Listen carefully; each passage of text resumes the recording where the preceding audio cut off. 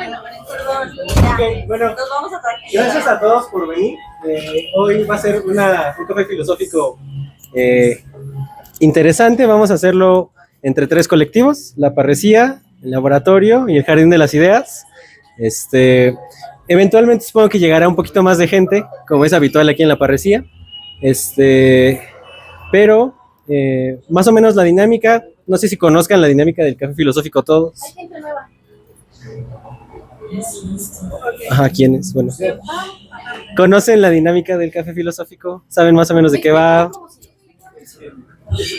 Ok, bueno, generalmente se toma un tema, que el de aquí es cómo influye lo que consumimos en lo que hacemos.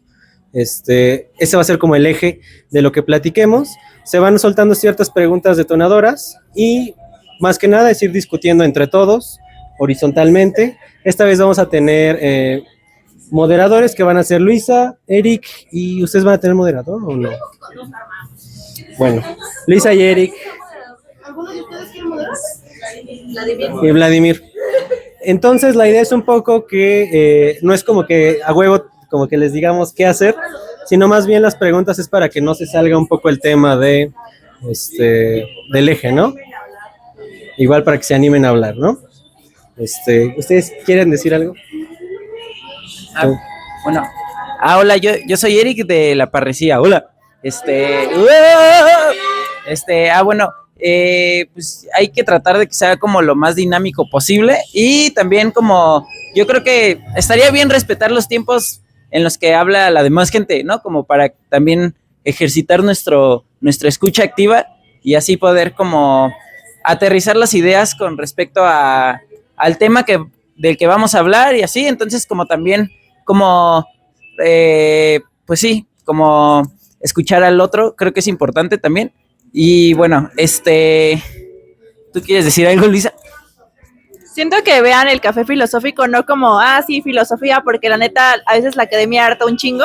Entonces, véanlo como una plática entre compas, que puede llegar a ser mamadora la plática, pero pues es más alivianadora que estar en la academia. Ajá, igual, o sea, hablen tanto como quieran, pero siempre traten de respetar como el tiempo de la gente, porque pues se avienta las personas como comentarios de 10 minutos, más que una pregunta es un comentario. Entonces, solamente eso, o sea, como que traten de ser como al punto, ya si alguien se quiere agarrar a madrazos con alguien, pues allá afuera. Entonces, fuera de eso, si quieren, ¿dónde se fue, Eric? Va. Bueno, ¿quién? Ajá, o sea, lo ideal sería, por ejemplo, iniciar como, quizás como con una pequeña presentación de lo que queremos el tema. ¿Quieren iniciar ustedes? Pues, ajá. Bueno, me gustaría como que se presentara cada uno para también que haya como cierta acercamiento entre unos con otros, ¿va? Entonces, ¿cómo te llamas? Hola, yo me llamo Luis, estudio ingeniería de software. Me gusta leer, leo mucho, principalmente ciencia, también novelas y a veces filosofía. Genial. Hola, me llamo Vladimir, estudio filosofía, entreno perros, exactamente, soy de familia de circo. No, sobre todo como que mi gusto es el lenguaje, pero más en un sentido visto desde el psicoanálisis, entonces me lo suelen fusionar mucho y sobre todo la cultura griega antigua, me vuelve loco. Hola. Yo soy Yani. Hola, Yani. Me gusta mucho el arte, estudio filosofía y pues sí, yo, pues sí, ya es todo. Es que en sí todavía no sé bien qué me gusta como tal, pero sí, me gusta mucho el arte y ya. Y decir mamadas. Oh, Dios. Hola. Me llamo Yao. Yo estudio diseño y comunicación visual. Pues me gusta mucho el arte también, en general, y el lenguaje igual. Pero yo el lenguaje desde un punto de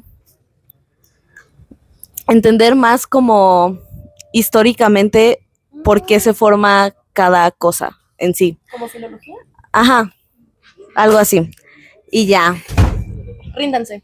y ya, y mucho gusto. Ay, igualmente. Hola, mucho gusto. Yo me llamo Yara. Soy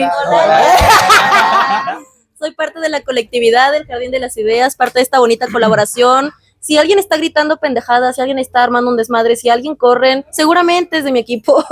A mí me mama el lenguaje, me mama la ontología, me mama difundir la filosofía, me mama preguntar pendejadas, me mama echar desmadre, me mama pistear y me mama pasarla a todo dar. Excelente. Hola, mi nombre es Emiliano. Yo. Hola. Estoy estudiando un posgrado en Ciencias de la Computación y pues a mí me interesa la filosofía como desde un punto de vista más acercado justo a la ciencia, al saber y al porqué de las cosas. Hola, yo soy Luisa. Hola, Luisa. Hola. Me siento como en reunión de alcohólicos anónimos, la neta.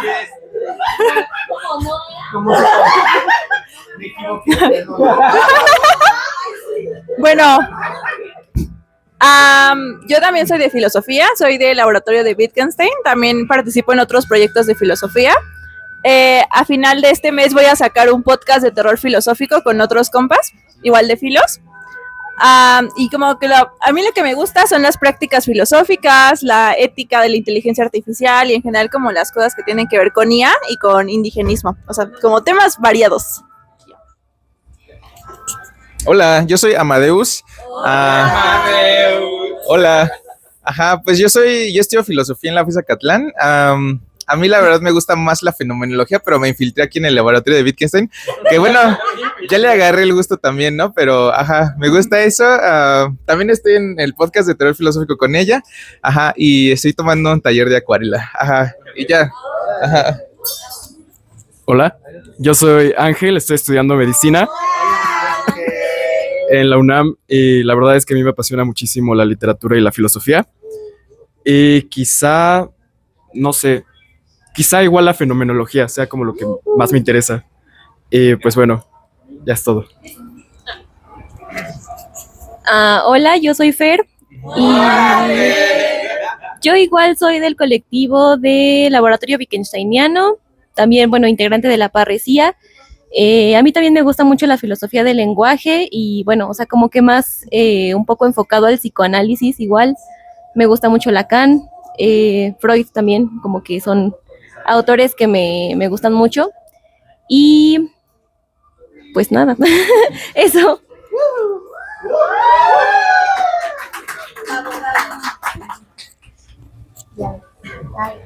Hola, soy Carolina. Hola, Carolina.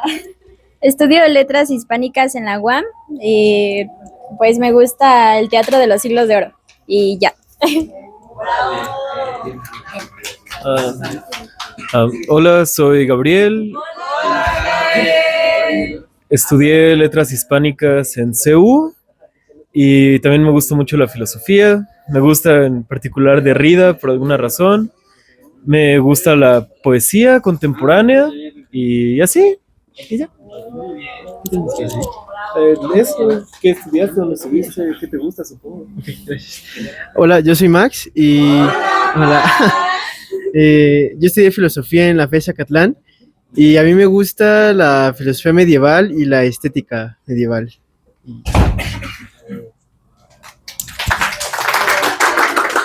Hola, yo soy Arístides. Hola, Arístides. Hola, Arístides.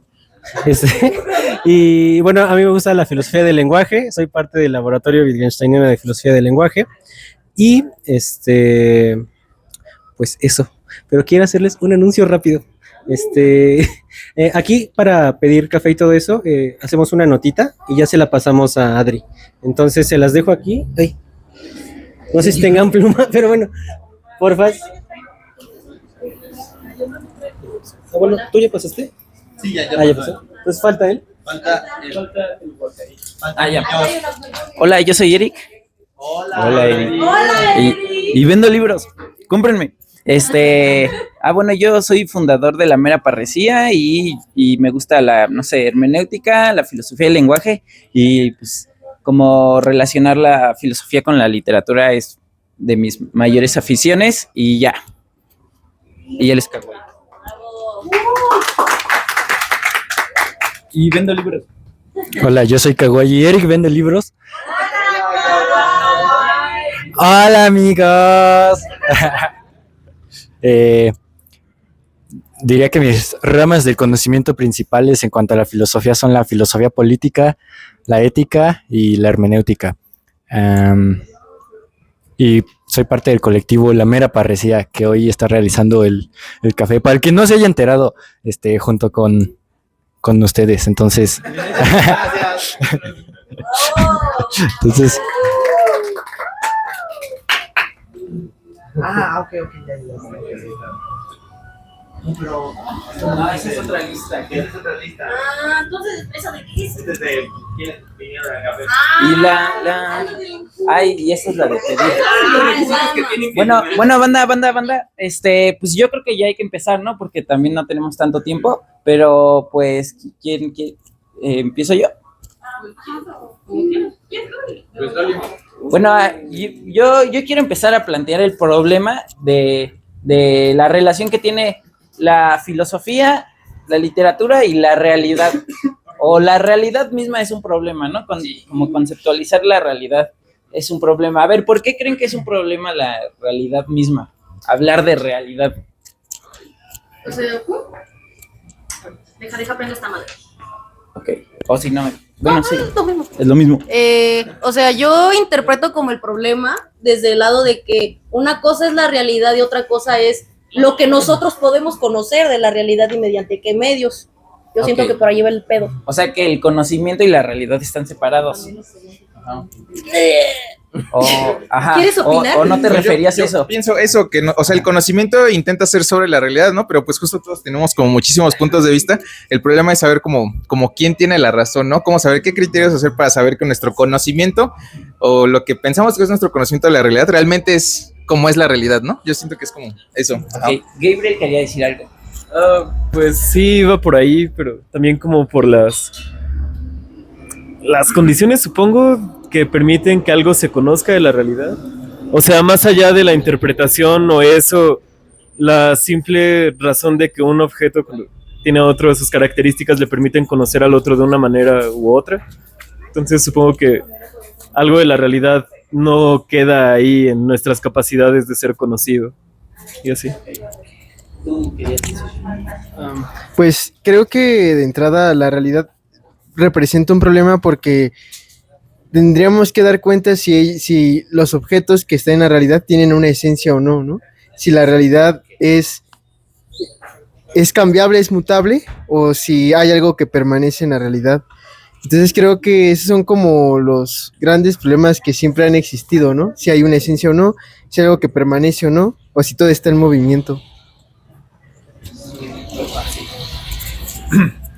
Y bueno, también creo que un problema que tiene la realidad es o sea, necesariamente podemos concebir todo lo que sea material como lo real, o sea, como parte de la realidad, porque, por ejemplo, actualmente, si bien nuestro lenguaje, o sea, bueno, lo que hablamos, sí está alterando, por decir algo, el aire que habita alrededor, pues técnicamente lo que estás diciendo llega a un punto en el que habita más allá de algo físico, como por ejemplo, si hablas de justicia, si hablas de amor, incluso si hablas de belleza, empiezan a hacer cosas que existen de cierta manera, pero a la vez no son materiales. Entonces también tenemos el problema de si la realidad necesariamente es física o también pasa la física, ¿no? En este caso. Bueno, yo creo que hablar de realidad es difícil porque es subjetiva para cada persona en general, ¿no? Pero yo creo que en un ejemplo en donde se ve muy claramente esto es cuando dibujas. Porque cuando estás dibujando, haciendo específicamente dibujo observado, muchas veces tu cerebro hace una figura diferente a la que está realmente ahí. Entonces cuando tú lo notas es muy cabrón porque dices, ¿por qué hice eso? Y es porque tienes un entendimiento de la realidad según tu concepto, tu contexto y según lo que te han dicho los demás, que en realidad no está ahí, como por ejemplo, cuando dibujas un árbol, que es como un tronquito y unas bolitas así, los árboles no son así en realidad, pero así los haces porque es como el entendimiento que tienes y eso también es real. Entonces, como lo estaba diciendo Vladimir, es también muy complicado el definir la realidad de lo que existe materialmente y lo que no hay, que es visible necesariamente ya. Ok. Justamente. ¿Ya está bien? ¿Sí hablo? Bueno, que hable ya. Perdón. Justo estaba pensando porque siento que un poco va, o sea, en la mano de tu participación, es esta idea de que la realidad se vuelve un problema porque no es como que la realidad quizás sea como dada y ya, ¿no? O sea, como que es y ya, sino que es filtrada de alguna manera, como interpretada bajo un contexto y esas cosas. Entonces, como dijiste, se relaciona mucho con la pregunta de cómo influye lo que consumimos en lo que hacemos, ¿no? Porque entiendo las cosas como a partir del contexto en el que estoy, a partir de las cosas que hago, que me han dicho, con cómo me educaron y ese tipo de situaciones. Entonces, no sé si alguien más tiene como otra postura diferente para ver como que también como que si estamos pensando acá lo mismo entre Vladimir, Eric y yo y los demás. Pues mi opinión es la misma. ¿Sí? ¿Puedo opinar? Sí. Por favor. Es que, en lo que decía Yao, yo siento que se añade una otra capa de dificultad bien cabrona entre lo que es real, lo que nosotros rescatamos de lo real y lo interpretamos como real, y lo que son, por ejemplo, los dibujos, porque ese ya es como el símbolo de esa interpretación, y siento que eso ya es otra capa muy cabrona. Sí. Y ahora, referente a lo que comentabas, perdón, yo me acuerdo muchísimo de una frase que me dijo un profesor, bueno, no me la dijo en la clase, de que nosotros interpretamos la realidad a través del lente de lo que conocemos, y yo sí creo que es algo bien cabrón, porque ya desde ahí como que a uno le resuena la información nueva que uno adquiere ya de repente alrededor de todo lo uno. Y si antes no estaba y luego ya estaba, pues ya es problema ya cognitivo, ¿no? Pues ya ni pedo. Ok, bueno, quiero aprovechar también como, ¿cuál era tu nombre? Perdón. Yara. La intervención de Yara, porque justo lo interesante también de esta intervención es cómo ambas, ustedes dos, plantearon el problema también del arte, ¿no? O sea, cuando decías, es que yo estoy viendo algo y como que ahí hay un proceso como raro, ¿no? O sea, como que sí, no sé, el árbol, el símbolo del árbol, el signo del árbol o la forma del árbol, ¿no? Podría ser. Entonces, a mí me gustaría preguntarles algo. Bueno, yo estoy obsesionado con la literatura, ¿ok? Entonces, ustedes interpreten.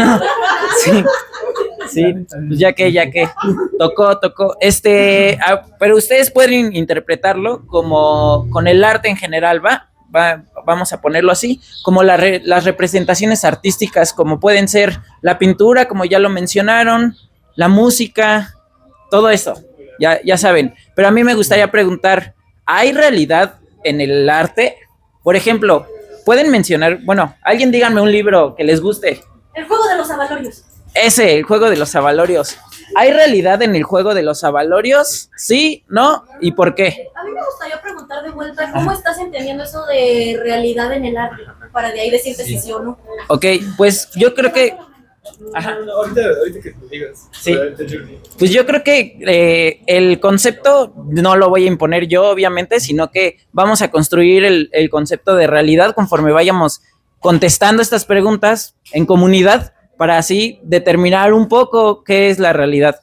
Lo primero que vimos es que es conflictiva, ¿no? Y que parece ser que llevamos más de 2000 años sin ponernos de acuerdo de qué es la realidad, ¿no? Entonces vamos a ver si también el arte nos brinda también un panorama de lo que puede ser realidad o no. Que pase él y después tú va.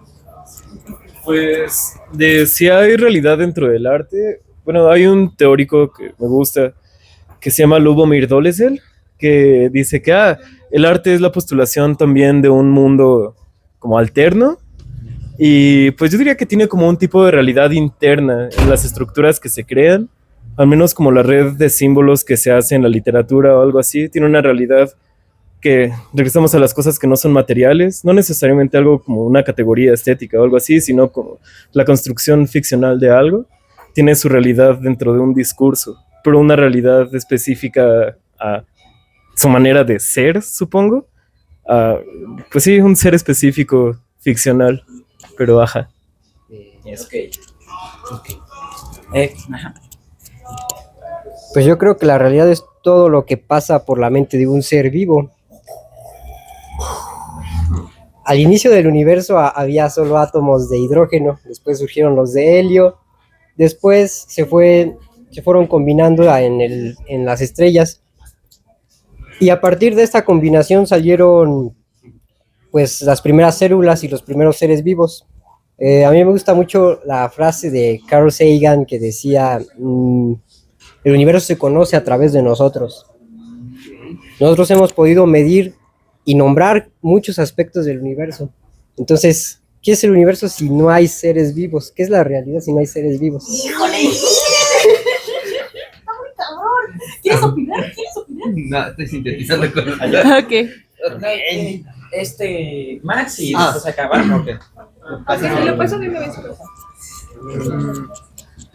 Yo me quedo pensando en que puede que en el arte sí haya algo de realidad, sobre todo tomando en cuenta que hay ciertas corrientes artísticas que parten de la imitación, ¿no? O sea, precisamente, por ejemplo, en la pintura es como retomar ciertos elementos que hay en la realidad, abstraerlos y pintarlos, ¿no? Sin embargo, pareciera que, no sé, en el arte no siempre se agota en su relación con la realidad, ¿no? Sino que, como decía Gabriel, también produce ciertas entidades a través de discursos y narrativas.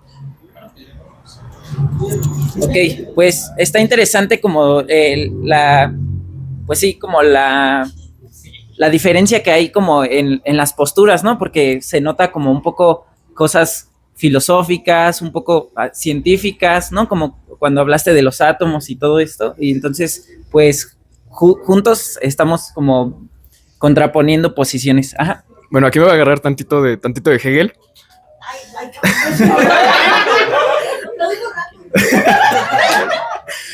En especial con lo que refiere a la estética, ¿no? A su teoría del arte. Pues a mí me llama mucho la atención que él trata de describir o que trata de decir que el arte es una forma de conocimiento, es una forma de expresar la verdad y que precisamente es el espíritu conociéndose a sí mismo a través de estas manifestaciones artísticas, a través de la pintura, de la música y bueno, a mí me fascina la verdad todo esto y conectándolo con lo racional o con lo real, pues yo considero que pues primero tendríamos que ver si toda la realidad es racional, como es lo que él trataba de decir, y si todo lo racional es real y si todo lo real es racional. Y pues ya, es todo lo que quería comentar. Nada más. A mí me parece bastante interesante porque cada quien desde su trinchera, digamos, como de o sea, alguien que está, o sea, leyendo a Hegel, otros que están desde la parte científica, o que citan desde el psicoanálisis, desde cosas sobre el estilo, como que entienden las cosas como a su manera, ¿no? O leyeron como, o sea, o son más propensos al arte, como cada quien como lo entiende. Entonces, eso sí me parece bastante curioso porque, bueno, quizás retomando un poco la pregunta de Erika al inicio, como si el arte también como tiene como realidad, siendo que casi todas las interpretaciones tienen un poco de reinterpretación como del mundo. O sea, reinterpretación puede ser como lo físico, como esta parte, no sé, como que en muchas carreras de dibujo tienen como esta materia de, no recuerdo cómo le dicen, pero es como tal cual calcar las cosas, como es que no recuerdo cómo se llama como esta materia, pero esta cosa de copiar tal cual como ves una imagen, así lo tienes que copiar tú. Pero también como sentimientos. Entonces, aquí en este caso, no sé si, por ejemplo, ustedes consideran que en algún momento de su vida encontraron una corriente filosófica, un libro en el que dijeron, voy a basar mi personalidad. No sé, por ejemplo, cuando eres adolescente, siento que eres propenso a encontrar a Nietzsche y decir, pues sí soy, o cosas por el estilo. Entonces, ¿ustedes creen que de alguna forma, cuando consumieron algún producto como arte, tecnología, una ciencia o un libro, lo que sea, como que cambió su percepción de las cosas, digamos que cambió como su personalidad? ¿Y cómo creen que cambió a partir de eso? Por ejemplo, Un ejemplo que a mí me gusta mucho es, por ejemplo, cuando estudias una carrera en específico, la manera en que te formas y cómo te imbuyes en el medio, sí, a mi perspectiva, sí cambia mucho la manera de pensar, ya incluso poniéndolo en un punto de vista de qué es lo que vas a desarrollar en un futuro, ¿no? Y creo que se nota bastante cuando empiezas a categorizar a las personas por una especie de perfil que cumplen de alguna u otra forma, porque pues básicamente te adoctrinan hasta cierto punto a pensar o a inclinarte por ciertas corrientes, y pues yo eso lo veo como una total modificación y un moldeo del pensamiento muy como claro.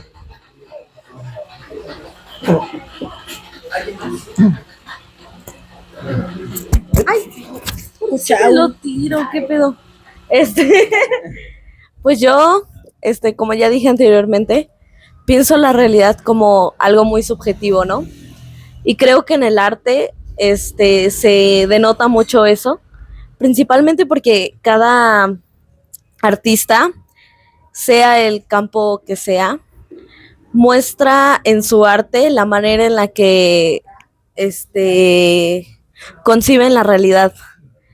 Y yo creo que lo bonito del arte es justamente que alguien conciba la realidad igual que tú. Entonces, si te empieza a gustar un artista, es justamente porque concibes la realidad parecido a esa persona, o al menos en alguna de sus obras lo concibes parecido a lo que está diciendo. Entonces, yo creo que sí, el arte concibe la realidad, no de todos, obviamente, porque sigo pensando que la realidad es muy subjetiva, pero claro que lo hace. No sabes demasiado. ¿Tú? No, dale. Bueno, para responder tu pregunta, al chile sí, o sea, hasta la fecha yo puedo decir que, pero discúlpenme, pero sí, mi identificación siempre es y será, de momento, con Peter Parker. O sea, no sé por qué, pero justamente, pobre, jodido, pendejo, un chingo de cosas que se pueden agregar a la lista, exactamente, solo. De momento no se me ha muerto mi tía, entonces todavía falta camino por mi evento canónico. No que tú sepas. No que yo sepa. Ah, bueno, se murió mi tío.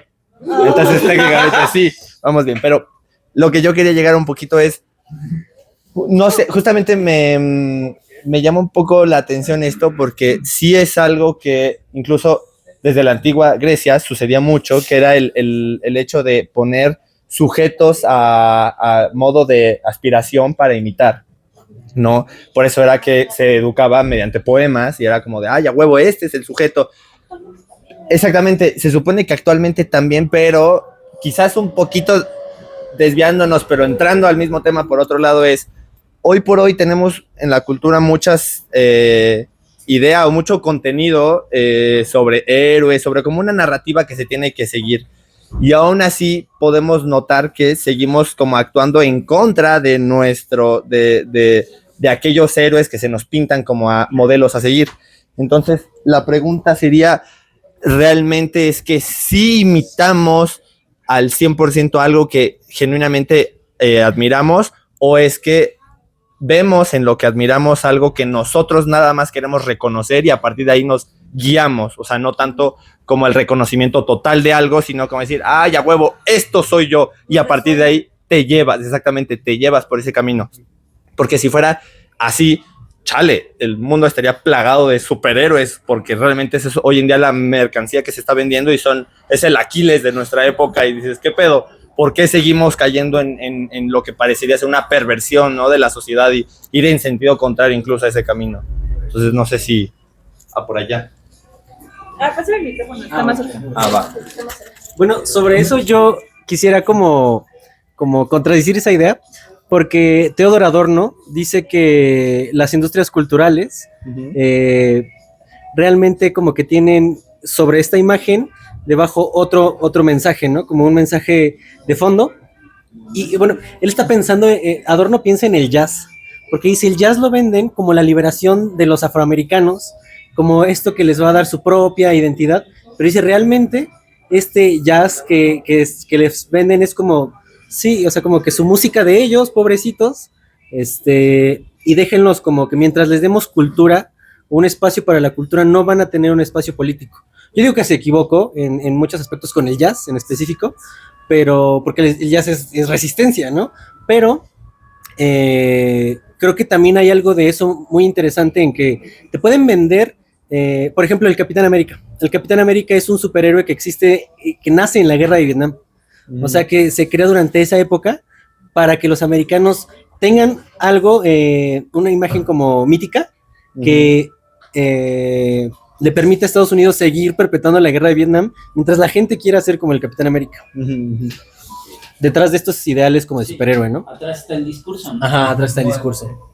Ajá, sí, justo. Creo que también como es importante saber reconocer los discursos que tienen como los productos que consumimos. ¿Ustedes creen que sí, personalmente pueden identificar esos discursos? ¿Identificar en dónde? En los productos audiovisuales, literarios, hasta gastronómicos, diría yo, ¿no? Ajá. Acá. Siento que yo estaba pensando cuando, o sea, hicieron como el tema, esta idea de el amor romántico, por ejemplo. Ajá. Por ejemplo, esta idea como de el amor que es único, ¿no? Que es destinado, que nos consume y, ajá, como que ardes en él, ¿no? Y esta, por ejemplo, idea como que ha sido propagada, por ejemplo, por lo que leo, ¿no? O sea, puros libros de fantasía, de romance, Orgullo y Prejuicio y cosas así, ¿no? Pero también en este caso como, o sea, como que me voy adentrando como más y más como en esta como narrativa y ahí me doy cuenta de como de que he creado como mi concepción del amor un poco distorsionada a partir de estas cosas. O por ejemplo, personas, o sea, es que siento que cuando consumimos algo, o sea, no solamente como consumimos como este producto, o sea, no consumo nada más como mi Maruchan, por ejemplo, sino estoy consumiendo quizás un discurso, un imaginario, como una forma de habitar en el mundo, ¿no? Por ejemplo, no sé, no es lo mismo como la comida que consumen en Estados Unidos, que es como casi toda comida rápida, que aquí en México, que es como más comida casera. Entonces estamos consumiendo también como un estilo de vida que se nos ha sido impuesto por también como cosas políticas, sociales, incluso como temas económicos. Entonces, siento que el yo he reconocido como pocas cosas, quizás como eso fue lo primero que pensé, dije, bueno, siento que lo del, me la paso leyendo manguas a cada rato, dijo, no, pues ya, de ahí como que me doy una idea de qué estoy haciendo mal. No, mal. Ya nada más le dices que después opinas tú. Sí. Sí, o sea, él y ella también quieren opinar. Ok. Bueno, respondiendo a esta pregunta y un poco a la pregunta anterior, es que mi vida tenía una dirección y de repente me topé con la construcción del sentido del gusto de Bourdieu y desde ahí no he podido vivir sin estar intentando como analizar el porqué de las cosas que me gustan y es como, claro, voy a un café porque es parte de un grupo de gustos que se refiere a esto, ¿no? Uso el color verde y el color negro y estas cosas porque se refiere a un tipo de gustos, ya sea que tenga una capacidad de ser aspiracional para mí, según mis ideas, o porque es un juego de poderes que instala una imagen para que yo la consuma y me adentre en una identidad, ¿no? Y un canal también. Y un canal, porque finalmente también todo eso es comunicación, supongo, ¿no? O sea, la ropa y el gusto, la comida, los lugares donde se está, la música que se escucha o la composición misma de un lugar, es una forma de comunicación que atiende a una red de significados en la que estás inmerso y que es también una red de poderes política que pues no lo puedes dejar, es eso, juegos de poder establecidos en... Ajá. Sí, justo, ajá. Bueno, yo diría que la mayoría de las personas no piensan necesariamente en qué es lo que significa. Yo era la persona. No, en qué es lo que significa cada uno de sus gustos, simplemente les gusta y ya. Justamente por todo como trasfondo de su contexto, de lo que han vivido, y todo eso. Pero al final de cuentas, los medios de comunicación, si han hecho algo bien, es que quieras o no, alguna cosa que ellos promuevan va a resonar contigo. Si no estás completamente como consciente, entre muchas comillas, porque incluso si te crees muy consciente, también se podría tomar como algo que estás siguiendo. Okay. Entonces, yo pienso que no somos necesariamente muy conscientes de lo que consumimos hasta que estudiamos necesariamente hasta que vemos en algún lugar que dice de que te gusta esto por esto y esto y esto y esto y esto, y dices, no mames, sí es cierto. Como lo que le pasó a él, ¿no? Por ejemplo. Entonces, cuando yo empecé a estudiar comunicación, algo que vemos mucho es la semiótica. La semiótica es justamente el estudio de todos los signos en general, y la semiótica es un montón de cosas, pero para ponerlo en un concepto general, es el estudio de los signos, y cualquier cosa puede ser un signo. Entonces, los medios de comunicación, sus principales como fuentes para generar justamente lo que es el consumo, es basarse en la semiótica y pues justamente observar a la sociedad, qué es lo que les interesa actualmente, cuáles son las problemáticas, cómo está la política y todo eso. Entonces no creo que seamos conscientes de absolutamente todo eso, y pues así está la cosa, ¿no? Entonces, muchas cosas que te gustan, obviamente no eres consciente de que te gustan por todo tu contexto y así, todo el pedo y la chingada, ¿no? Pero pues te gustan, y al final de cuentas eso forma a una persona. Entonces yo creo que a pesar de que no sepas que por qué te gusta lo que te gusta, al final de cuentas eso no te hace más o menos pensante o no pensante y ese tipo de cosas. Claro que el que seas consciente de qué es lo que consumes sí te ayuda muchísimo, principalmente económicamente, porque al final de cuentas estamos en un mundo que se basa en eso, pero sí, yo pienso eso. Ok, sí, pues está muy interesante, ¿no? Como que ya abrimos el panorama a pensar como, ¿por qué me gusta lo que me gusta, no? O sea, ¿cuál es la determinación de esos gustos? ¿Ustedes creen que la determinación es familiar, política o político-capitalista o tiene otra razón de ser? Pues, o sea, yo diría que pues es todo. O sea, ¿Todo al pues, mismo tiempo? Pues yo diría que sí. O sea, nosotros estamos aquí porque determinada política actúa de determinada manera, porque determinada economía nos permitió estudiar determinada cosa, porque nuestra determinada familia nos crió de determinada manera. Yo sí considero que pues es una cosa bien múltiple, no bien compleja, y pues es parte de lo que significa ser humano, no ser alguien complejo. Y pues Ok. ya. Ok, bueno, me gustaría enseñarles este libro. ¿Lo conocen? ¿Cómo lo vendes? Ah, vendo libros. No, este es para la persona. ¿Sí? ¿Lo conocen? ¿Quién lo conoce? A ver, levanten la mano. Ni puta idea. ¡Ah, sí! Ok. A mí me gusta este libro. A mí me gusta este libro. ¿De qué trata el libro? ¿Alguien me puede decir de qué trata el libro?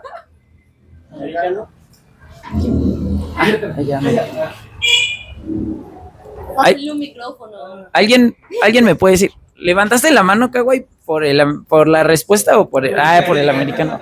¿Quién me puede decir? ¿De qué trata? Es del Humbert, que se enamora de Dolores, una morrilla de... Ah, sí, yo. Muchas gracias. Una morrilla de 14 años, ¿no? Y el güey tiene como 12. Y el güey tiene como 40 y tantos, 30 y tantos. Es como su obsesión con esta morra.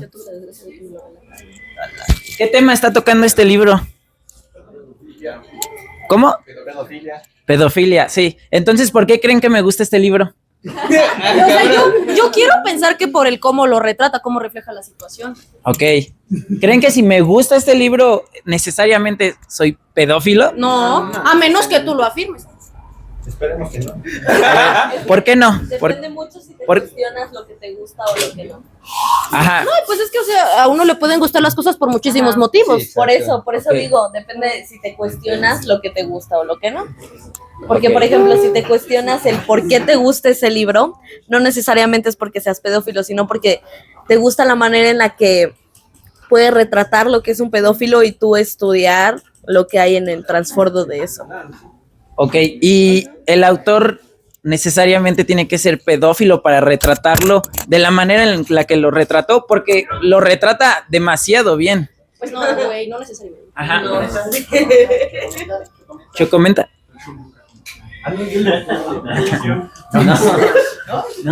¿No? ¿Comenta alguien? Pues yo pienso que por un lado,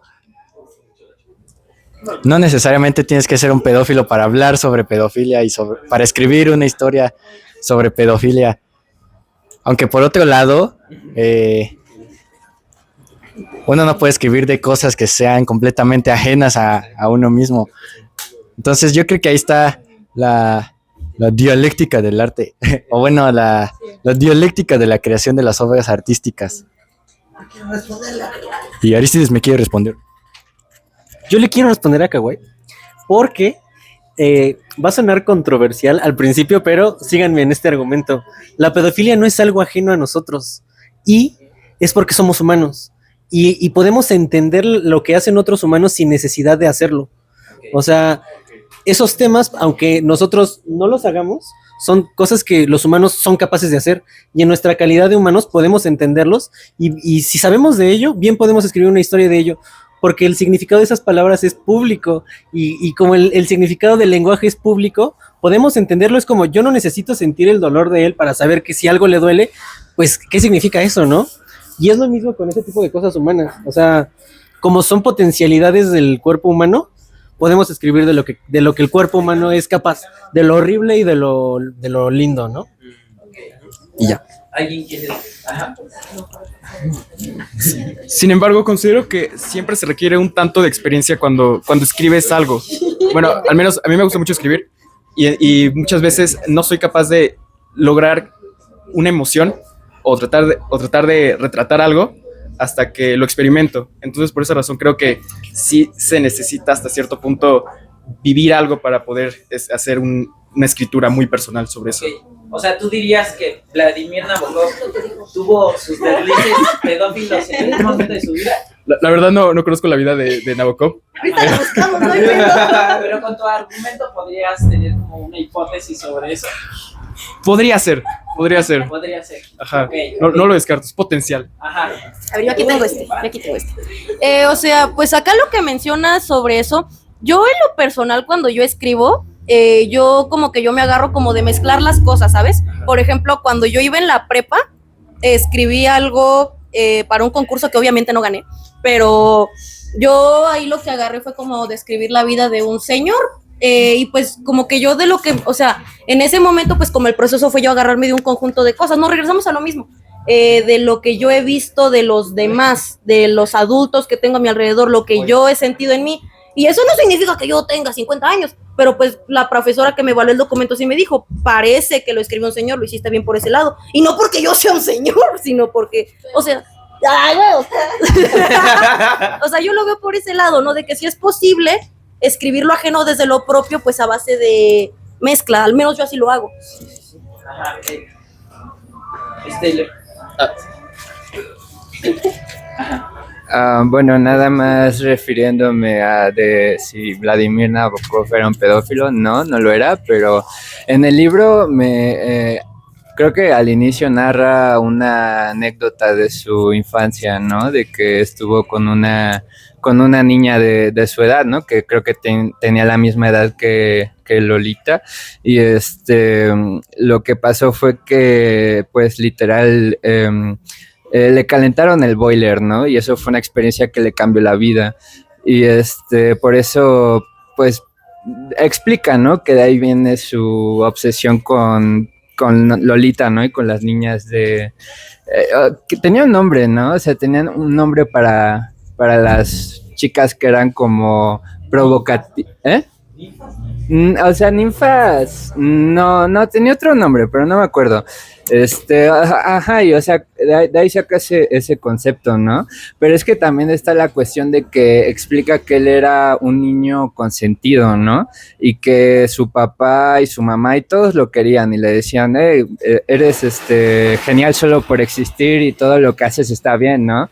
Y también se le quedó un poco grabada esa sensación, ¿no? Como un poco infantil al estilo freudiano, ¿no? De que querer como tener la aprobación de las personas todo el tiempo, ¿no? Y es como una mentalidad de niño, ¿no? Como hacer cosas que hacen que las personas se fijen en ti, pero que realmente no tienen ningún significado profundo, por ejemplo, ¿no? Bueno, Sí. Bueno, antes debo admitirles, me asusta cada vez que mencionan al autor, porque dije, hola, verga, cuando lo mencionaste por primera vez dije, sí, dije, ¿qué pedo? ¿Por qué yo de ejemplo? Ya me cacharon, chicos. No, dije, ¿qué pedo? ¿Quién les contó? Ajá. Pero justo, o sea, mi pregunta va ahí un poquito como rescatándola con, perdóname, ¿cómo te llamas? Ángel, disculparán, pero soy pésimo con los nombres. Justamente un poco rescatándolo con lo de Ángel, ¿no? Uno sí no puede escribir algo si no estás como relacionado, pero quizás tampoco podríamos hablar de relacionado en un sentido directo, porque un poquito también rescatando lo que dice Yara, al final somos sujetos atravesados por un montón de realidades que están, o sea, que convergen también en nosotros y a su vez nosotros afectamos a otros.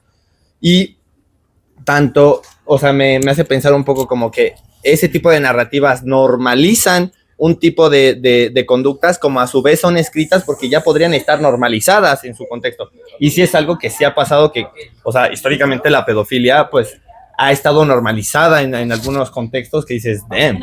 Ok, esto es muy problemático y eso está muy interesante porque se abre, pues de eso se trata la filosofía, ¿no? Porque sí, de hecho, hay gente que ha funado a Vladimir Nabokov diciendo como, no, pues eso mismo que dice Vladimir, ¿cómo te apellidas? Vladimir Bazán. Vladimir Bazán, ajá, Vladimir 1 y Vladimir 2. Ah, bueno, pero... Vladimir famoso y Vladimir. A ver, y ahora me gustaría, claro, no es posible determinar el discurso completo de un libro, porque aparte, acuérdense, si es un discurso, son varios discursos, ¿no? Eso hay que dejarlo un poquito en el tintero, ¿no? Y también, ¿el discurso es fijo o se mueve, no? También eso hay que dejarlo un poco en el tintero. Me gustaría leerles un pequeño fragmento y que me digan, o sea, ustedes no sean tan rigurosos, sino con lo que les dice, que me digan qué discurso está detrás de este fragmento que les voy a leer, ¿va? Miren, ahí les va. Está cortito. Nos queríamos con amor prematuro, caracterizado por esa violencia que tan a menudo destruye vidas adultas. Yo era un muchacho fuerte y sobreviví, pero el veneno quedó en la herida y esta permaneció siempre abierta. Y pronto me encontré madurando en una civilización que permite a un hombre de 25 años cortejar a una muchacha de 16, pero no a una de 12. Es que creo que justo va por la cuestión de la normalización o no de los discursos. Hay una cosa en literatura, bueno, un concepto, no recuerdo de quién es. Creo que el tipo se apellida, pero da igual, ¿no? El punto es que se llama desautomatización de algo. Y es que la literatura, al exponer cualquier situación, expone una mecánica de algo que la desautomatiza, porque la puedes ver sucediendo en el momento y con sus mecanismos dentro de la página. Es decir, justo en este fragmento cuando dice, ¿cómo es que no dejan a un tipo de 25 años cortejar a una morra de 12 o cortejar a una de 16, ¿no?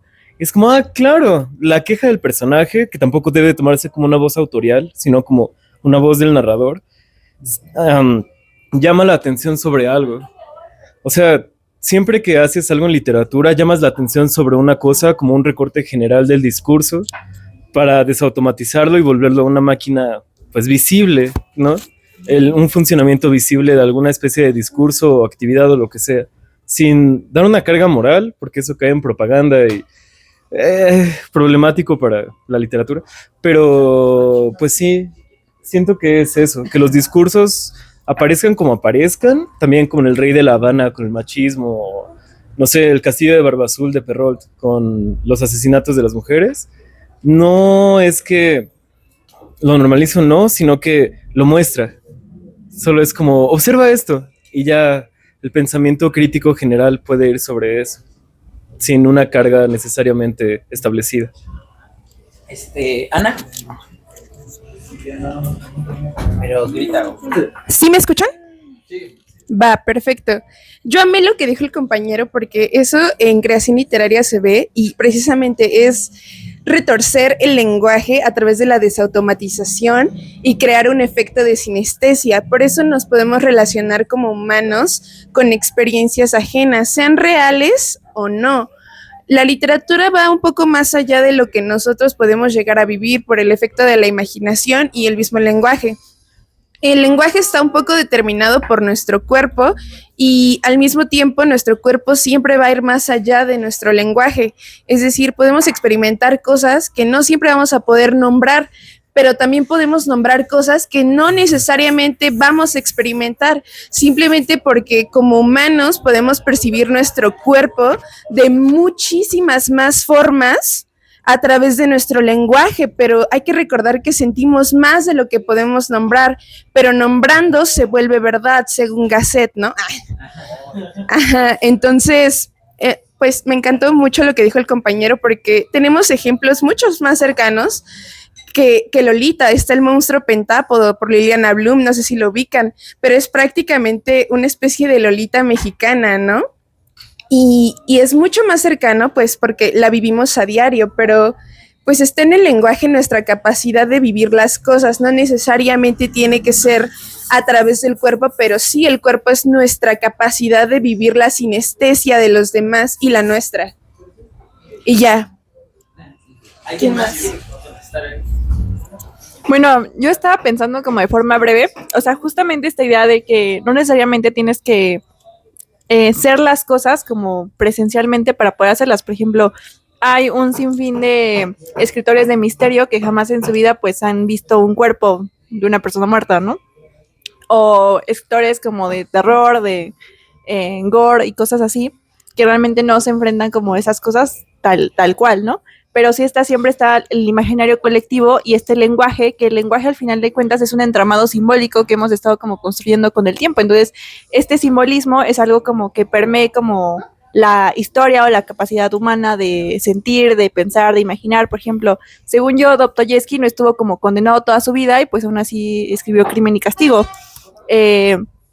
O igual yo he escrito como cosas que tienen que ver incluso como con asesinatos, con quizás escenas como un poco perturbadoras, pero jamás en mi vida he levantado el cuchillo en contra de alguien. Entonces, digamos, aquí siento que depende quizás un poco el cómo estemos pensando las cosas. Estoy igual de acuerdo también con la postura de mi compañera, él, y de Arístides, como que a veces el hecho de ser humanos te permite ya experimentar las cosas en sí sin tener que ser la cosa.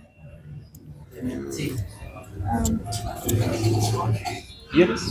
Bueno, entonces también regresando un poco, ¿qué discurso hay en el texto que leímos?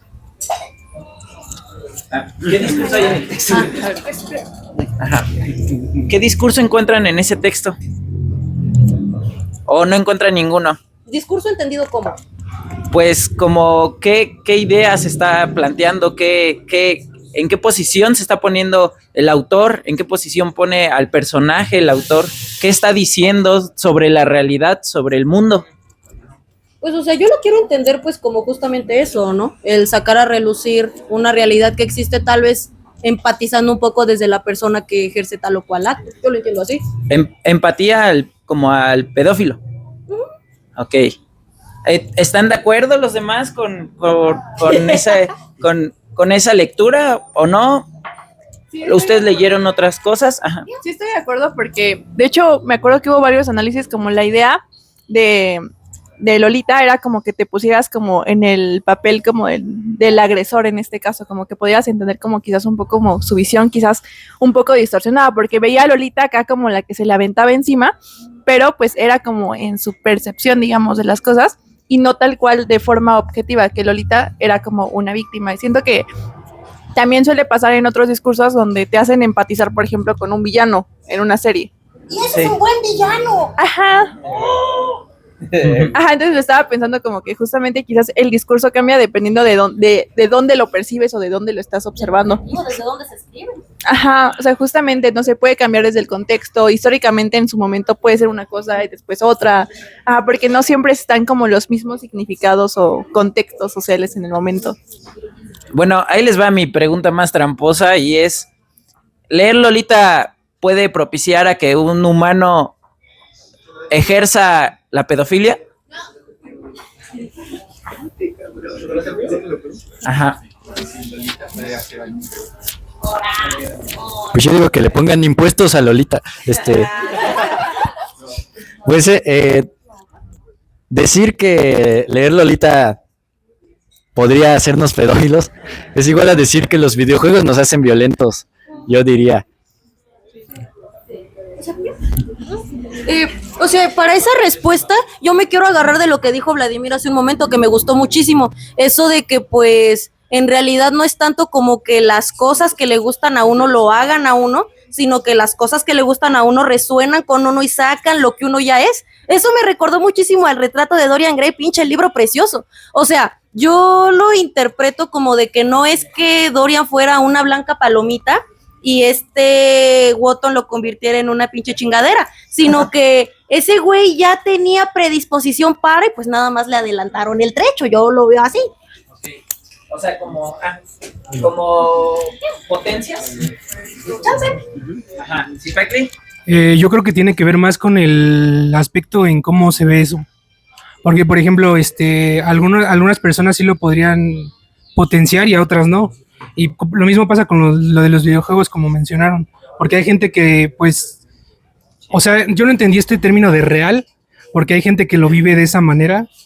Y pues sí, o sea, traspasa la ficción en vez de verlo como algo catártico, pues sí, lo está viviendo. Entonces yo creo que tiene que ver más con el enfoque y no tanto de algo objetivo, porque no sé qué es objetivo y tampoco sé qué es real. O sea, porque una compañera mencionó real y otra objetivo, y pues creo que a veces tiene que ver mucho con cómo estamos viendo las cosas. Okay. Ajá.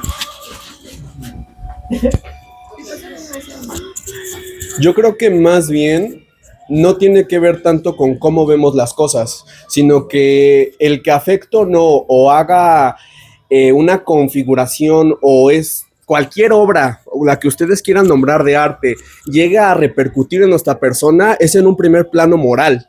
Y lo puedo ver tanto, por ejemplo, en Ilíada y Odisea. En un plano moral, uno no cuestiona si lo que ve es bueno o malo, simplemente dices, eso es lo bueno, lo voy a seguir. Eso es lo malo, lo voy a seguir.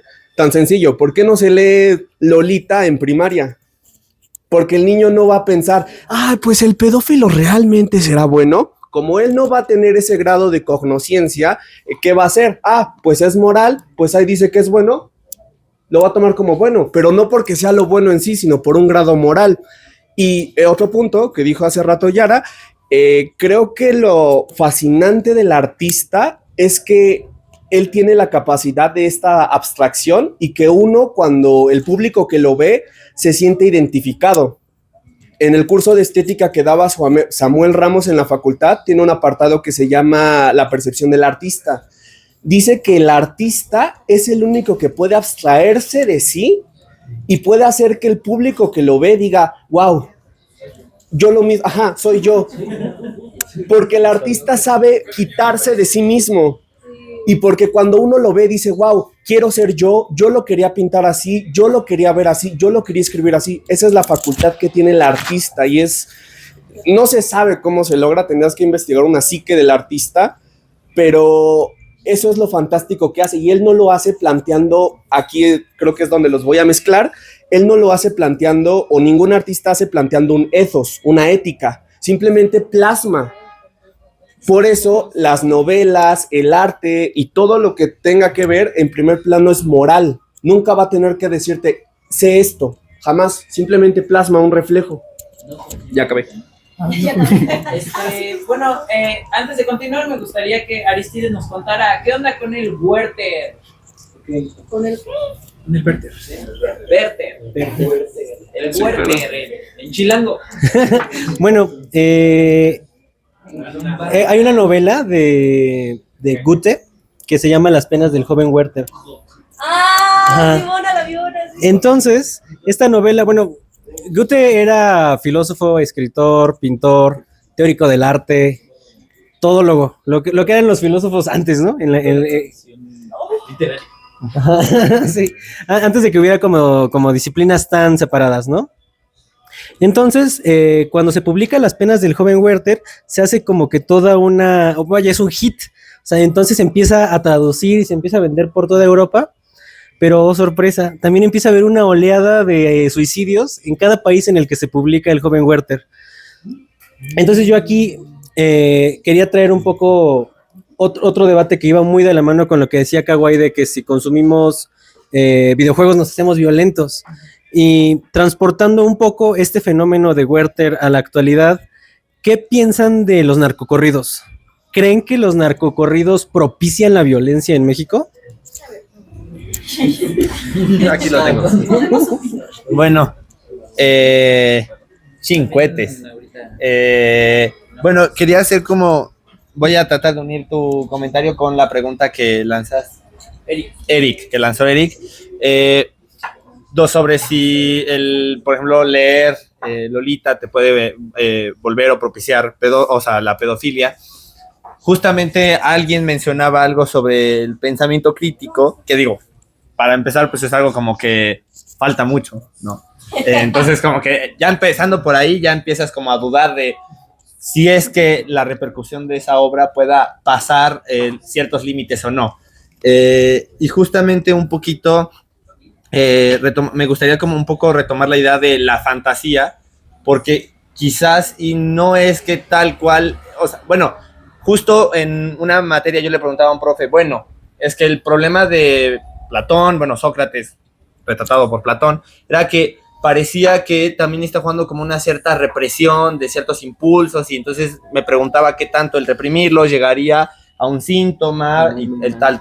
Y justamente el profesor me hacía énfasis en que Platón no buscaba una idea de reprime para como ocultar, sino el saber que tú tienes esa predisposición y que justamente tú analizándolo dices, esto no es lo correcto, esto no está bien, y a partir de ahí puedes como evitar eso sin necesidad de caer en una represión porque no estás negando una parte que es tuya.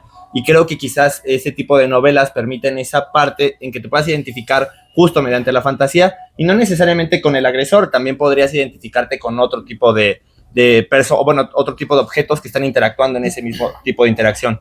Y retomando un poco y rescatando lo de los narcocorridos, pues no por nada, parte de lo que se habla en República de Platón es la prohibición de poemas o de poetas que justamente permitan que entre la corrupción a tu sociedad, porque empiezas justamente, y ahí, ahora con lo que me han dicho tengo dudas, ¿no? Con lo del normalizarlo, porque dices, no lo normalizas, pero lo pones en mesa, pero, o sea, ponerlo en mesa no también es como decir, está pasando, bro, o sea, es como de, sí es parte de nuestra realidad, y lo empiezas a justamente ya verlo como de, pues sí, a huevo, vivo en eso, ¿no? Entonces, no por nada, también Platón prohibía a los poetas para que no corrompieran a la juventud y no empezaran a meter valores que no debían estar en la juventud, como creo que era Aquiles el que en el inframundo estaba llorando y decía, bro, preferiría ser un obrero, bueno, no sé si obrero, no me acuerdo cuál era la palabra, pero preferiría ser alguien que no sea recordado, haber muerto como morí, ya como de, Dios, estás en una sociedad guerrera y que ese sea el valor que se esté implantando en la juventud, ¿qué pedo? ¿No? Que bueno, quizás ver si es sociedad guerrera está chido, pues ya es otro tema, pero por algo se prohibía también desde Platón, por ejemplo. Bueno, a mí me llamó bastante la atención el caso que traía Arístides y poniendo el acento específicamente en el narcocorrido, yo creo que no podría existir tal género sin que hubiera estas condiciones sociales, este contexto de violencia, de droga y demás en el país, ¿no? Finalmente pareciera que este tipo de géneros lo que hace es mostrar una realidad que está atravesando a todo el país, ¿no? A unos más que a otros. Pero, y me pongo a pensar lo mismo, por ejemplo, en el hip hop, ¿no? El hip hop en algunos casos lo que hace es reflejar cierta estructura social, ¿no?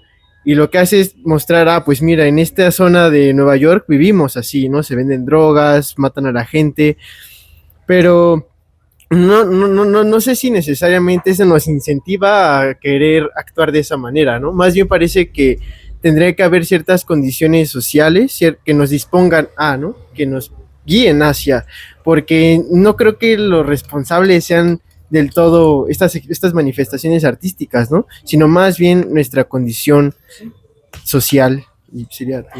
A mí me gustaría como plantearlo porque, por ejemplo, cuando hablamos de los narcocorridos, por ejemplo, Claudio Sheinbaum, ¿no? Lo de ya los hay que prohibirlos, ¿no? Pero tal cual, siento que estos símbolos, esta representación de la cultura no no son la causa, sino son como el síntoma, por así decirlo, ¿no? Porque al final de cuentas lo que hacen los narcocorridos es justamente representar o de alguna forma ritualizar como la violencia en la que vivimos. Es una forma simbólica de como ir procesando las cosas. Digo, si bien hay personas que se pueden sentir identificadas por su contexto sociocultural, económico, en donde viven, incluso a qué se dedican, realmente no podríamos atribuirles a ciertos símbolos del lenguaje, como puede ser como música, al problema en sí, no solamente están retratando como la realidad. Pero siento que también pasa a veces el otro extremo, que algunas veces como alguien toma como una realidad, a pesar de que pues puede ser como ficticia, y siento que a lo mejor yo ya me estoy yendo a otro extremo y estoy tocando otro tema, pero hay personas a las que sí les cuesta como distinguir genuinamente la realidad de la fantasía, y es las personas que normalmente decimos son alucines. Entonces, por ejemplo, hace poco estoy investigando acerca sobre el tema de inteligencia artificial y las personas que tienen relaciones con inteligencias artificiales y que para ellos es como su realidad y es como completamente válida. Y entre comunidades, por ejemplo, de roleo, todos se dan la razón, todos se autovalidan. Entonces, aquí el problema siento que también es que no todas las personas están en la capacidad de poder distinguir estas narrativas como narrativas o como realidades.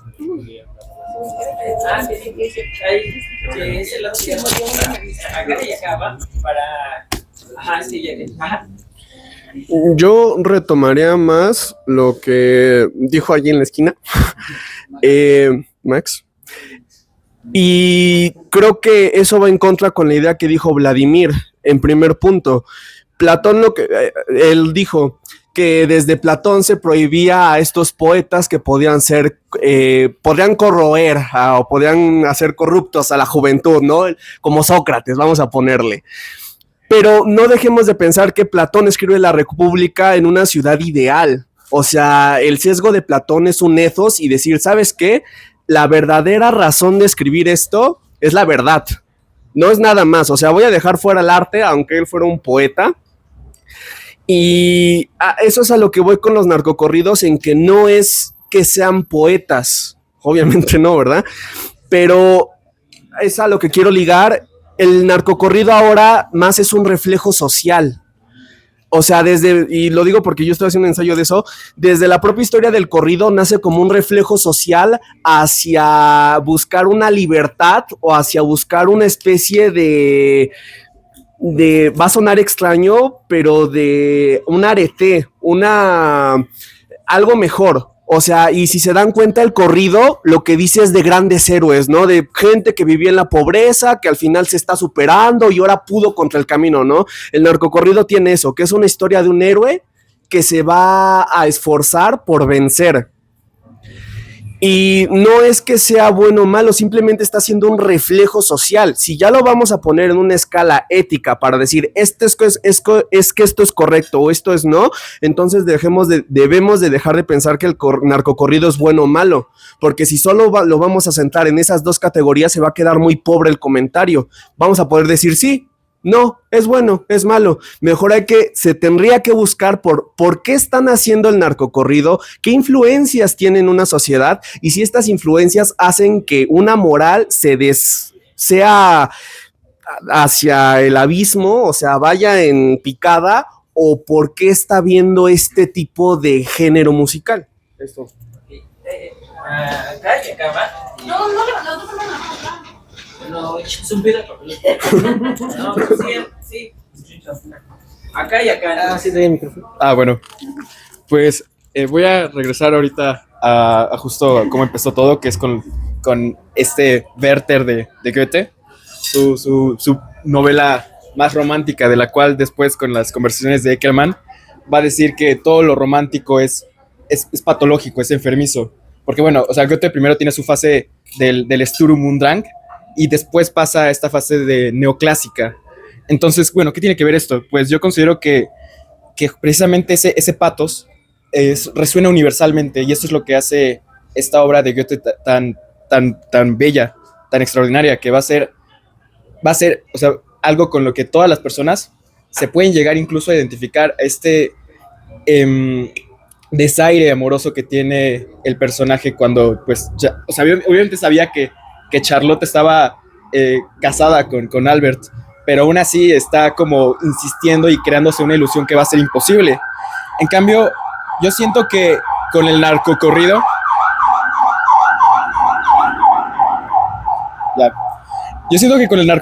precisamente retomando lo que comentaban, lo que busca es reflejar hacer un reflejo de la sociedad, trata de hacer una nueva estructura incluso, o sea, trata de crear una nueva idea de lo que es un arete, precisamente como mencionaban. En cambio, pues yo creo que Werther es más este pathos que existe y bueno, toda la emoción que hay. Y ya, eso es todo lo que quería decir. Bueno, retomando un poco lo que dijo el compañero de lentes, para no quedarnos con pobres, con perspectivas, no, con pobreza de perspectivas, yo quiero contribuir con la posición materialista, podría decirse, porque hay que recordar que el narcotráfico podría considerarse una forma representativa del capitalismo tardío, ¿sabes? O sea, gente que gana dinero sin pagar impuestos, gente que gana dinero sin ayuda del Estado y sobre todo enfrentándose al Estado constantemente, pues es o sea, uno diría como hasta qué punto no se parece a la burguesía, ¿no? Porque pues está la cuestión de que pues la burguesía gana dinero de manera ilícita también, ¿no? Entonces no podemos decir que también la parte de la legalidad sea algo que los diferencie, ¿no? Uh-huh. Y pues la pregunta sería como hasta qué grado los narcocorridos son producto de las condiciones materiales en las que han crecido la mayoría de las personas que se dedican a eso, al final de cuentas, ¿no? O sea, la violencia económica, la dependencia económica que tiene México de Estados Unidos, sobre todo en la frontera, pues claramente ha moldeado un ambiente de violencia, ¿no? Que es propicio para esta clase de ideas, ¿no? O sea, Marx decía que las ideas predominantes son de la clase predominante, ¿no? Y simplemente escuchando los narcocorridos, pues te das cuenta, ¿no? O sea, sigue siendo la implantación de este pensamiento caduco, ¿no? Que es el capitalismo y la economía de mercado, ¿no? O sea, llevarlo hasta sus últimas consecuencias, ¿no? O sea, cualquier cosa antes que sustituir a la burguesía, ¿no? Y pues sí, hay un problema, yo considero, y es que los narcocorridos, pues estoy de acuerdo que es una perspectiva cultural, ¿no? O sea, se ha hablado mucho de Goethe, ¿no? Por ejemplo, y cómo pues impactaba su contexto, ¿no? Con sus escritos. La cuestión sería también estudiar cómo afectan las condiciones materiales la cultura, ¿no? O sea, bueno, no hay muchos, es un tema complicado, ¿no? Pero, o sea, está relacionado. Si ustedes escuchan la música de los 80s, pues se darán cuenta, ¿no? De cómo Ronald Reagan y el neoliberalismo se nota en los pinches videos que graban en centros comerciales con ropa. O sea, literal, las personas que ves en esos videos se ven ridículas. O sea, tienen tanta ropa que no necesitan, ¿no? O sea, como demasiadas prendas, porque es comprar, consumismo, etcétera, ¿no? Entonces, pues es ver ese reflejo, ¿no? Ver ese reflejo de una clase burguesa que pues está dando pataleos de ahogado, ¿no? Sí. Bueno, también ya casi tenemos el tiempo encima, entonces Kawai y Gabriel, y para ir cerrando, y también pueden ser un poco concisos. Breves. Bueno, Kawai es conciso. En haiku. Bueno, gracias a Dios. Bueno, gracias a Dios, soy un hombre de pocas palabras. Entonces, Yo quiero decir dos cosas. La primera es que Sócrates no era poeta, y la segunda es que... y la segunda es que, poniendo un poco como paralelamente la República de Platón con la República de los Estados Unidos mexicanos, pues Platón quería prohibir a los poetas y a los y a todas sus variantes, precisamente para que en la población haya ciertos valores marcados, encaminados a un fin. Decían por ahí que era la arete, o sea, la virtud, y yo creo que tiene sentido, o sea, un poco es lo que se quiere hacer con los narcocorridos al prohibirlos. Y bueno, o sea, todo el proyecto filosófico de Platón estaba encaminado a la política, a llevar a cabo la república. Entonces a mí me parece que tiene sentido que en México se quieran prohibir los narcocorridos, porque es exactamente lo que quería hacer Platón. Bueno, no exactamente, pero más o menos parecido a lo que quería hacer Platón. Y pues yo pienso que los narcocorridos no necesariamente hacen a las personas violentas tampoco, sino más bien son un síntoma de la violencia. Y ese síntoma de la violencia puede desencadenar otros signos y síntomas que pueden conducir a otras formas de violencia. Y ya ahí la dejo.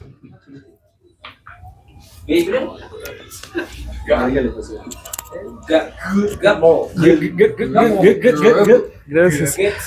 Pues yo, bueno, en parte también quería decir lo que dijo Kawai, de eso de que son un síntoma que desencadena algo más, porque igual, o sea, creo que se pueden entender como actos de habla con una función específica, ¿no? O sea, por un lado, lo primero, creo que los narcocorridos sí son poesía. O sea, independientemente de como la dirección política o todo eso, la poesía no atiende a otra cosa sino a un cierto tratamiento del lenguaje. Y además está justificado decir que son poesía por ciertos tipos de poesía medieval, como el canto de los infantes de Lara, que era propaganda antiislámica muy gore, que hablaba de diferentes asesinatos de niños, bueno, no niños necesariamente, ¿no? Y además de los infantes, que eran los hijos de un conde o un duque, no recuerdo. Y sí, cosas violentas, violencia simbólica, violencia física y todo lo demás. Y además, como regresando a lo de actos de habla, el hecho de propaganda de ahí, ¿no? Y también los narcocorridos podrían entenderse entonces, sí, como un síntoma y también como un acto de propaganda, porque no hay cosas que sean inertes. Y eso lo complica todavía más, porque podemos juzgarlos de una forma política en cuanto a lo que hacen una vez que están ahí, y podríamos juzgarlos también por la construcción material, como decía el compañero, no, ¿cómo te llamas? Sí, como decía Sergio, ¿no? También la construcción social que llevó a los narcocorridos a suceder crea un dispositivo que actúa al ser escuchado de una forma de imponer un valor simbólico por encima de los otros, en la forma de una vida libre de los impuestos y a partir del empoderarse a uno mismo, a partir de sacar drogas y matar gente y cosas del estilo, ¿no? Y ya. Bueno, también para concluir, Vladimir, ¿tú querías decir algo o no? No. Bueno, ¿alguien quiere decir una última participación? ¿Un haiku? Un haiku. O bueno, rápido. Sí, rapidito. O sea, yo nada más, sí, güey, nada más añadir sobre lo que comentaban de los narcocorridos y que Goethe y su puta madre, o sea, nada, todo es multifactorial, ¿no? No podemos agarrar y decir esto por esto es esto, simplemente son muchísimas cosas. ¿Por qué la gente se mató? Fue por muchas cosas. ¿Por qué los narcocorridos? Muchas cosas. En parte son síntoma y en parte también son causa. Tengo un roomie de Durango que sí me contó que mucha gente sí se va a meter al narco porque se cree lo que cuentan esas madres, o sea, todo es multifactorial y ya.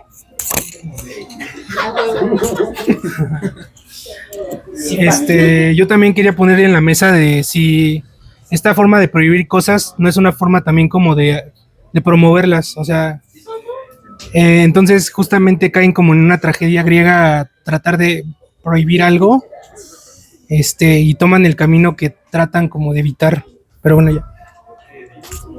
Carajo, bueno, pues hemos pues le paso el micrófono a Aristide. Hola, me llamo Aristides. No, bueno, pues gracias por venir. Creo que estuvo bastante interesante la plática. Creo que siempre se quedaron un montón de cosas por decir. Gracias a todos por venir.